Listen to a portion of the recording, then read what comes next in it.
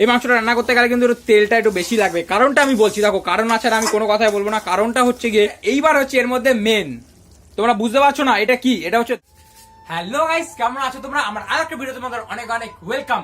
তো দেখো আজকে ভিডিওটা কিন্তু হবে পুরোপুরি একটা আলাদা ভিডিও। কি ভিডিও আমি সেটা তোমাদের বলছি, কিন্তু তার আগে একটা জিনিস তোমাদের ক্লিয়ার করে দিই যে গতকাল আমি কেন তোমাদের ভিডিও দিতে পারিনি। দেখো তোমরা সবাই জানো যে আমি কিন্তু ফোন থেকে আমার সব ভিডিও শুট হয়, কিন্তু ফোনে অনেক প্রবলেম দেখা দিচ্ছে। একটা দুটো হলে তো কথা ছিল, কিন্তু অনেক অনেক প্রবলেম দেখা দিচ্ছে। সেটা আমি তোমাদের এক এক করে বলছি। প্রথমত হচ্ছে কোয়ালিটি লো, এটা তো আগে থেকে এই ভিডিওটারও কোয়ালিটি লো, কারণ কি এই ভিডিওটা সেই ফোন থেকে শুট হচ্ছে। আর দ্বিতীয়ত হচ্ছে আমি যে মাইক ইউজ করি সে মাইক কিন্তু ফোনের জ্যাকে ঢুকবে না, কারণ কি জ্যাক পুরোপুরি নষ্ট হয়ে গেছে। তৃতীয়ত হচ্ছে ফোনে এডিট করা যাচ্ছে না।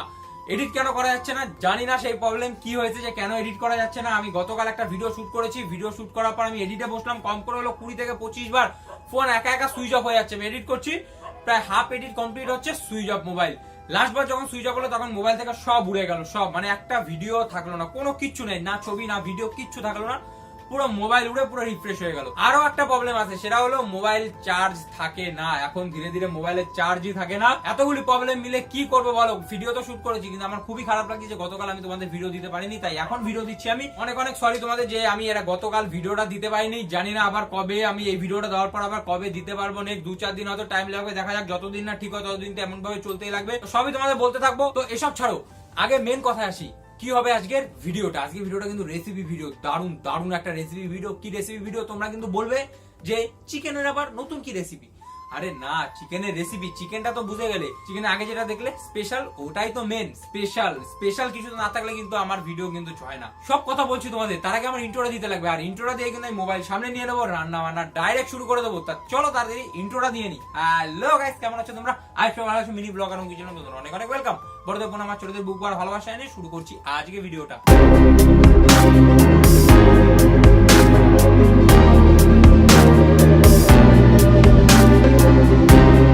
গাইস ফাইনালি কিন্তু আমি ক্যামেরার সামনে নিয়ে এসেছি, আর কড়াই চাপিয়ে দিয়েছি। কড়াই কিন্তু দারুণ গরম হয়ে গেছে, আর এর মধ্যে দিয়ে দেবো হচ্ছে কাচ্চি ঘানি খাঁটি সর্ষের তেল। সর্ষের তেল দেওয়ার মেন কারণ হচ্ছে কিন্তু দারুণ একটা ঝাঁজ আছে। সর্ষের তেলের এই যে সুন্দর ঝাঁজ, না মনে হয় এই ঝাঁজই রান্নার 50% জিনিস এই ঝাঁজের জন্যই আসে।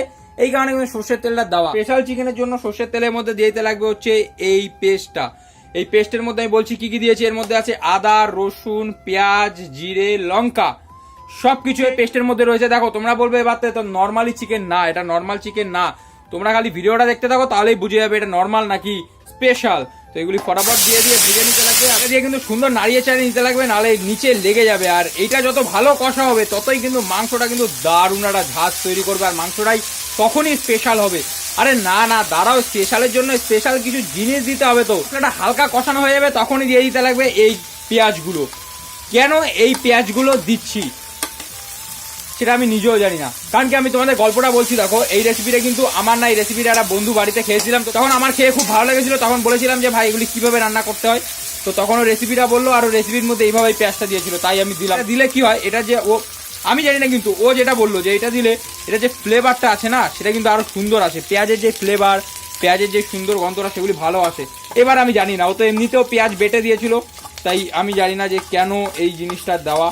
তো একে একে দিয়ে দেবো। এর মধ্যে হচ্ছে নুন আর হলুদ, সুন্দরভাবে নুন আর হলুদ দিয়ে দিই পরিমাণ মতো। দেখো আমি কিন্তু 250 গ্রাম মাংস রান্নার জন্য কিন্তু এই উপকরণগুলি নিয়েছি পরিমাণ মতো। তো তোমরা কিন্তু তোমাদের মাংস হিসেবেই তোমরা নেবে, যতটা তোমাদের মাংস ততটা পরিমাণ মতো নিয়ে নেবে। তো গাইস ফাইনালি কিন্তু মশলা কষানো হয়ে গেছে। এর মধ্যে দিয়ে দেবো হচ্ছে চিকেনটা। ও আমি কিন্তু 250 গ্রাম চিকেন নিয়েছি। তোমাদের বারবার করে বলছি যে চিকেন হিসাবেই কিন্তু তোমরা যেই মশলাগুলি বললাম সেগুলি কিন্তু চিকেন হিসাবেই দেবে। তো চিকেনটাকে এর মধ্যে ভালো মতন কষিয়ে নিতে লাগবে। দেখো তোমাদের আমি একটা জিনিস বলতে ভুলে গেছি, তার জন্য তোমাদের কাছে অনেক অনেক অনেক সরি চেয়ে নিচ্ছি। সেই জিনিসটা হলো যে এই মাংসটা রান্না করতে গেলে কিন্তু তেলটা একটু বেশি লাগবে। কারণটা আমি বলছি, দেখো কারণ আছে আর আমি কোনো কথাই বলবো না। কারণটা হচ্ছে গিয়ে এই মাংসটা একটু বেশি ভাজা হতে লাগবে, মানে মশলাটার সাথে কষানো তো হবেই, তার সাথে চিকেনটা জানি ভালো ভাজা হয়, ভালো ফ্রাই হয়, কিন্তু তাহলে কিন্তু মাংসটা কিন্তু ফ্লেভারটা সুন্দর আসবে, আর সেই স্পেশাল টেস্টটা এখান থেকেও আসবে। দেখো এই একটা জিনিস থেকে না আরো কিছু কিছু জিনিস আছে, সেগুলি তোমাদের ধীরে ধীরে বলতে থাকবো। খালি কি করতে লাগবে, চ্যানেলটা সাবস্ক্রাইব করতে লাগবে আর ফুল ওয়াচ করতে লাগবে। তো চলো মশলা দেবো, কষাবো কিন্তু 10 থেকে 15 মিনিট ভালো মতন কষানোর পর কিন্তু এর মধ্যে যেতে হবে হালকা জল। দেখো বেশি জল না, কিন্তু হালকা জল দিয়ে দিতে লাগবে।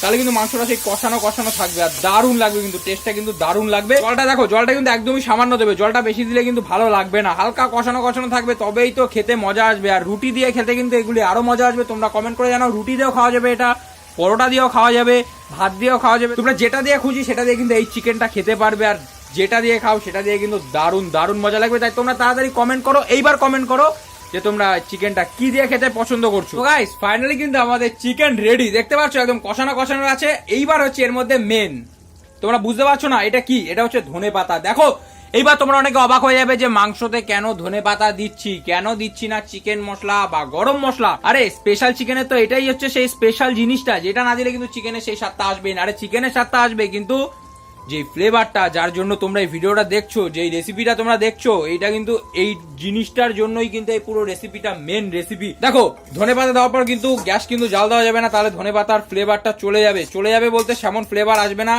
একদম গ্রেভি গ্রেভি। এটা কিন্তু আমি তোমাদের সাজেস্ট করবো, এটা রুটির সাথে একবার খেয়ে দেখবে, মজাই চলে আসবে। আর পরোটা হলে তো আর কোনো কথাই নাই, ভাতের সাথেও কিন্তু খেতে মন্দ লাগবে না। চলো ভিডিওটা কেমন লাগলো অবশ্যই কিন্তু কমেন্ট করে জানাবে। গাইস ফাইনালি রান্না কমপ্লিট। আর তোমরা এখনো বসে আছো, কেন বসে আছো? তাড়াতাড়ি যাওয়ার রেসিপিটা তাড়াতাড়ি ট্রাই করো। আর এমন রেসিপি ভিডিও পেতে খালি রেসিপি না, আমার এখানে কিন্তু রেসিপি ব্লগ সব পাওয়া যায়।